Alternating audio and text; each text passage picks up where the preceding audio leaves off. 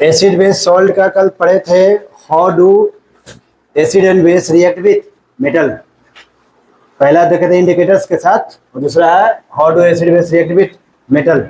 जहां पर एक स्ट्रक्चर पढ़े थे कि एसिड मेटल के साथ मिलके metal salt plus H2 gas, जैसे इसको बोलना था। मेटल सॉल्ट कैसे लिखाता है, तो मेटल का नाम और एसिड का फैमिली। क्लियर, और तो कुछ नहीं है।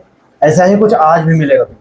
आज हमारा थर्ड नंबर है और वो क्या है, how do metal carbonate and metal hydrogen carbonate react with acid. देखो, how do metal carbonate and metal hydrogen carbonate reacts with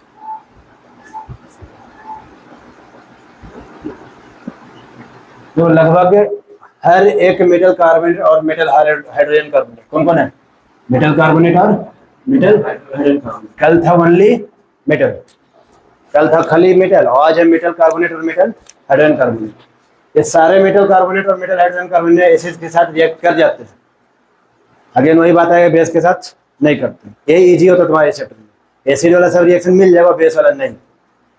easy होता है वो, तो बेस वाला वही रीजन होगा कि H प्लस लैग करता है जो कल था रीजन। तो सेम रीजन के साथ इसमें भी बेस के साथ नहीं पढ़ना है, तो इजी है। खाली पढ़ना किसके साथ, एसिड के साथ। और वो भी स्ट्रक्चर दे देंगे तो इजी हो जाएगा। स्ट्रक्चर में क्या मिलेगा हमको, वो मेटल कार्बोनेट रहेगा, या फिर कौन रह सकता है, कोई एक रह सकता है, मेटल हाइड्रोजन, दोनों में से कोई एक ही रहेगा ना एक बार में। स्लैश के मतलब कोई एक किसके साथ, एसिड के साथ। कोई जो एसिड लेने का मैंने लो, ठीक है, क्या बनाएगा ये इम्पोर्टेंट, ये बनाएगा सॉल्ट प्लस H2O वाटर ना एंड CO2 गैस बाहर निकलना। अगर हम लोग रिएक्शन को देखें तो रिएक्शन बहुत छोटा सा, मतलब इतना इतना बड़ा पोर्शन तो तुमको गिवन है। बनाना क्या है, H2O CO2 अपने मन से लिख दो, हर बार क्या लिख दो, चाहे ये दे चाहे ये दे, लिखना क्या तुमको, ये दोनों। और सॉल्ट बनाने के सिखाएं कैसे, मेटल और एसिड का फैमिली, बन गया रिएक्शन। इतना बड़ा रिएक्शन तुरंत बन जाएगा अगर स्ट्रक्चर को हम लोग ध्यान में रखते हैं तो। अब इसी स्ट्रक्चर पे देख लेते हैं रिएक्शन डायरेक्ट, जो बुक का दिया है। तो बुक में एक रिएक्शन दिया है Na2CO3 Na2CO3 प्लस HCl। इसको एक्वस फॉर्म में, इसको सॉलिड होगा, सॉलिड, और ये है एक्वस फॉर्म में। देखो तो लिक्विड, लिक्विड मतलब वो लिक्विड डायरेक्ट, और एक्वस मतलब पानी में इसको मिला दिए तब उसको क्या बन जाता है। जैसे HCl बोतल में लिक्विड के रूप में था और पानी में डाल दिया क्या बन गया, एक्वस सॉल्यूशन के साथ बोल रहे हैं। Na2CO3 इसका नाम क्या आएगा, Na का हो गया सोडियम, अच्छा कार्बोनेट, कार्बोनेट का क्या होता है CO3 2 माइनस, याद रखोगे। और वहीं पर हाइड्रोजन कार्बोनेट का होता है HCO3 1 माइनस में, मतलब इसका सिंबल हो गया CO3 वैलेंसी 2 माइनस वाला, और इसका वैलेंसी कितना हो गया -1 और symbol HCO3। Hydrogen carbonate written as HCO3 1 minus में और कार्बोनेट CO3 1 माइनस में। ये CO3 दिख रहा था, सोडियम क्या बोलेंगे, सोडियम कार्बोनेट एसिड के साथ। सॉल्ट बनाना था, सॉल्ट मेटल का नाम कौन चल रहा है, सोडियम, और एसिड का फैमिली Cl। बैलेंस ये दोनों, इसका बैलेंस ही सही है, 1 1 से कोई दिक्कत नहीं।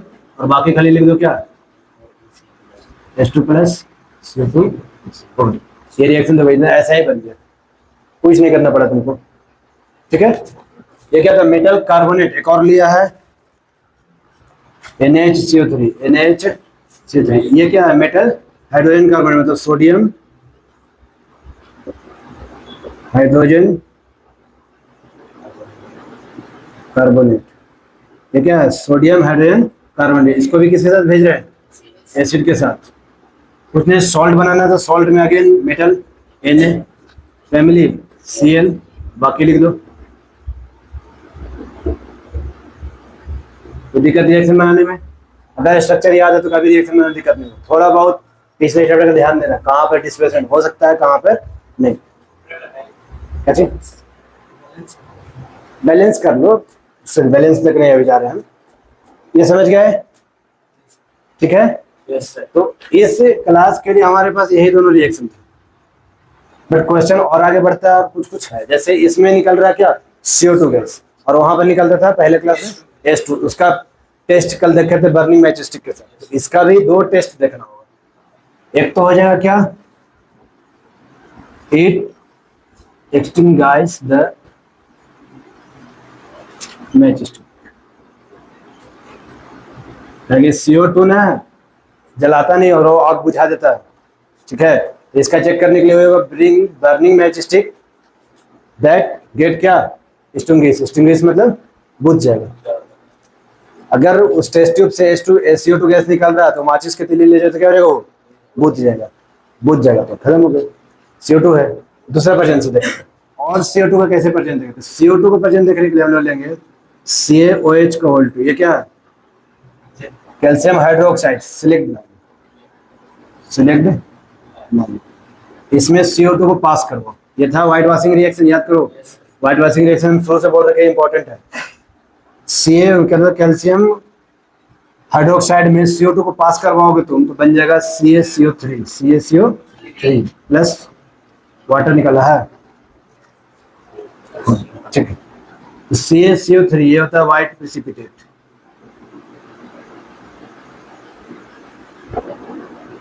देखो CaO जो चूना था उसको लाके हम लोग पानी डाले, क्या बन चुका है, ये वाला है ना। और इसी को दीवार पे पूरा ये करके छोड़ दिए तो हवा में मौजूद CO2 से रिएक्ट करके क्या बना देता है, वो जो उचाड़ा बोलते हैं ना।